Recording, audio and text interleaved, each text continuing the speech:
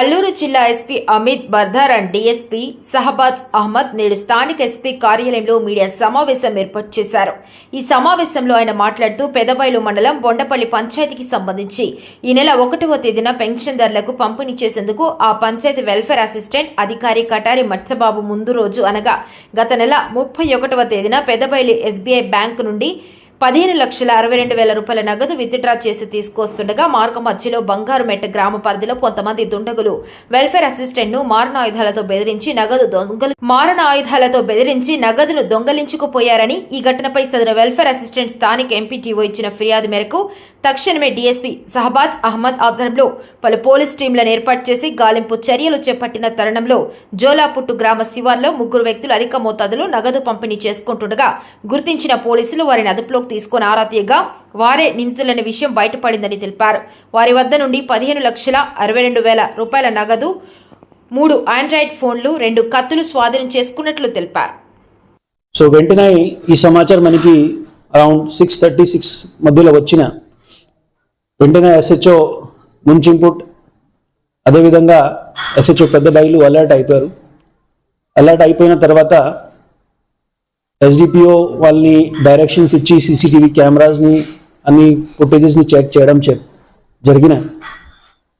మనకి సమాచారం వచ్చిన వెంటనే 3 టీమ్స్ మన ఫామ్ చేయడం జరిగిన. ఒక టెక్నికల్ టీం సీసీటీవీ కెమెరా ఫుటేజెస్ని అనాలిసిస్ కోసం, రెండోది మనకి సీసీటీవీ ఫుటేజెస్తో ఏమైనా సమాచారం వచ్చినా దీన్ని ఫీల్డ్లో వెరిఫికేషన్ కోసం ఇంకా ఒక టీం మన ఈ కంప్లైంట్ ఏదైనా ఉంటాయి వెల్ఫేర్ అసిస్టెంట్ వాళ్ళని ఎగ్జామినేషన్ అండ్ పుట్టి సంఘటన ఏమేమి జరిగిన దీన్ని మొత్తంగా ఎగ్జామినేషన్ అండ్ ఇన్వెస్టిగేషన్ టేకప్ చేయడం జరిగిన. మీ అందరికీ ఈరోజు పిలిచి ఈ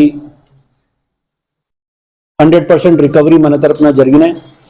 3 ముద్దాయి కూడా అరెస్ట్ చేయడం జరిగినాయి. ఈ 3 కూడా ఒడిశా ప్రాంతం వాళ్ళు. దాంట్లో ఒకరు ముద్దాయి పూర్తిగా ఈ క్రైమ్ని రాబరీని ప్లాన్ చేసేవాళ్ళు.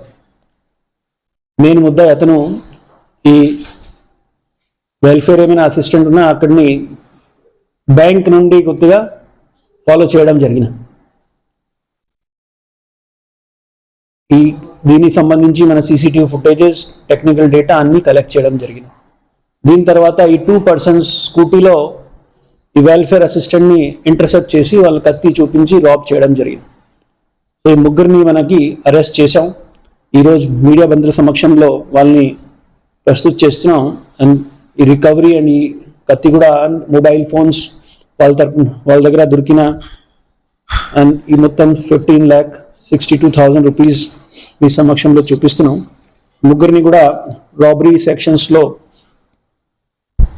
మనకి కేసు నమోదు చేసి రిమాండ్కి పంపడం జరుగుతున్నాయి. ఈరోజు మీడియా బంధువులతో ఒక రిక్వెస్ట్ ఉన్న ఈ రకాల జరుగుతున్న రాబరీ ఇన్సిడెంట్స్కి కొద్దిగా ఎక్కువగా పబ్లిసైజ్ చేయాలి. ఎందుకంటే మనకి సమాచారం వస్తేనే వెంటనే మన పోలీస్ యాక్షన్ జరుగుతున్నాయి.